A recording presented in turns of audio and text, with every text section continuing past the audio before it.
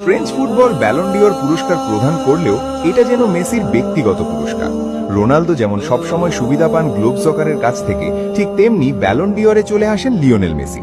অবশ্য এটা সে তার সম্পত্তিও ভাবতে পারে। একমাত্র খেলোয়াড় হিসেবে 8টি ব্যালন ডিওর জিতেছেন, সেটা নিশ্চয় মুখের কথা নয়। এবার যেন সংখ্যাটা আরেকটু বাড়িয়ে নেওয়ার স্বপ্নই দেখছেন আর্জেন্টাইন খুদে জাদুকর। এর মাঝেই তো ব্যালন ডিওর পাওয়ার র্যাঙ্কিংয়ে তার অবস্থান 9 নম্বরে। কে জানে এটা তার 9 নম্বর ব্যালন ডিওরের আলামত কিনা। যদি 2026 সালে বিশ্বকাপ জিতে নিতে পারেন তবে তো সংখ্যাটা বেড়ে যেতেই পারে। ব্যালন ডিওর আর লিওনেল মেসি দুটি নাম যেন একই সুতোয় বাঁধা। বছরের পর বছর ধরে ফুটবলের সর্বোচ্চ ব্যক্তিগত সম্মানটির সঙ্গে তার সম্পর্ক এতটাই গভীর যে ইউরোপ ছাড়ার পরও 2026 সালে এসে তাকে এই আলোচনার বাইরে রাখা অসম্ভব। ইতিহাসের একমাত্র খেলোয়াড় হিসেবে ইউরোপের বাইরের কোনো ক্লাবের হয়ে ব্যালন ডিওর জয়ের কীর্তিই বলে দেয় মেসির জাদু কোনো লিগ বা মহাদেশ মানে না। মেজর লিগ সকারে চলতি মৌসুমে মাঠে নামলেই তিনি হয়ে উঠেছেন পার্থক্যের নাম। ট্রফি জিতিয়েছেন দলকে, গোল্ডেন বুট জিতেছেন নিজে, আর গোলের গল্পে ছিলেন সবার আগে।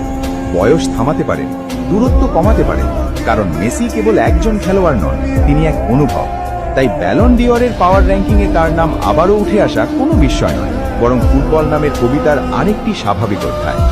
গোল.com-এ প্রকাশিত নতুন পাওয়ার র্যাঙ্কিং আবারও জন্ম দিয়েছে আলোচনা। চমকের বড় কারণ মেসি যে আছেন 9 নম্বরে।